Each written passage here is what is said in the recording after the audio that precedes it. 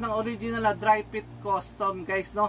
Mas maganda na kung mag-i-invest kayo sa inyong moto. Hi guys! Namumblema ba kayo sa moto jersey nyo napakainit? Namumblema ba kayo sa moto jersey nyo mabilis kumupas? At namumblema rin ba kayo sa moto jersey nyo mabilis na mapunit? Ito na ang sagot sa mga problema nyo. Ang moto jersey na gawa ni Dry Fit Custom, no? So guys, napakaganda at napakatibay at hindi basta-basta nagpe-fade itong gawa ni Dry Fit Custom, no? So guys, ang gawa ni Dry Fit Custom na moto jersey ay gumagamit ng airflow technology, kung saan labas-pasok lang ang hangin dito sa moto jersey na ito. Makikita nyo mayroong mga tiny hole dito sa kanyang tela na kung saan dun lalabas-pasok ang hangin, no? So kaya presko naman, no guys? At saka guys, ang kagandahan naman nitong moto jersey na ito napakaganda ng design, no? At hindi basta-basta kumukupas.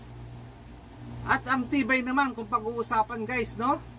Hindi din ito magpapahuli guys. Dahil doble-doble ang tahi nito. Ayan guys, oh. Makikita mo ang ginamit na tahi dito ay hindi basta-basta, no? Ayan, oh, doble-doble yung kanyang tahi. At gumamit sila ng zigzag, no?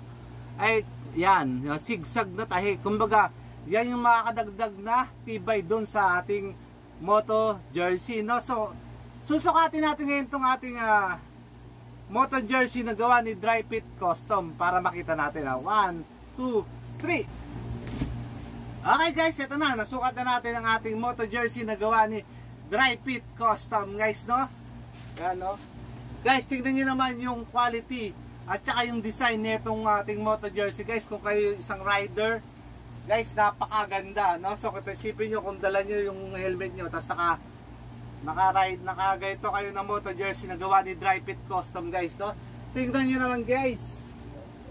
Napaka-angas. Ang angas ng forma nyo, guys, pag naka-suit kayo ng moto jersey na gawa ni Dry Fit Custom, no, guys? So, guys, ano to, pwede to sa lalaki, pwede sa babae. Unisex to, guys, no? So pwede kayo magkaparehas mag-asawa nito guys, no? So, guys, meron siyang small, medium, large, XL, double XL, triple XL. Ayan guys, makikita naman sa screen.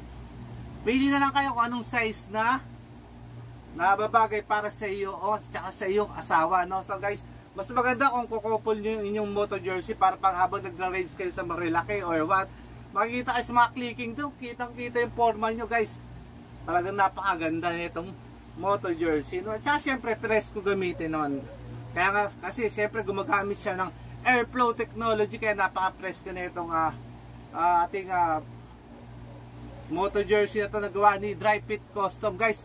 Original to guys, no? So huwag kayo basta-basta bibili ng mga peking Dry Fit Custom na nabibili lang kung saan pag ginamit nyo sobrang init, no? Kaya kung ako sa'yo, dun na kayo sa original.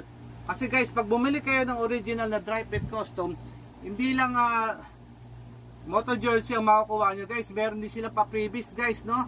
Meron loop bag. Yan ang gawa ni Dry Fit Custom, no? Napakaganda ng design nito guys, no? So, syempre, wait, there's more. Hindi lang basta-basta isa ang freebies ni Dry Fit Custom guys, no? Nakasuot ko na ng original na Dry Fit Custom. May freebies ka pang mga kanyang sticker guys, no? 3 sticker na waterproof guys, no? Plus keychain, no? So ano pa ba ang hinihintay nyo guys? Kung mag-check out na kayo dyan sa Yellow Basket para magkaroon din kayo ng original na Dry Fit Custom guys, no?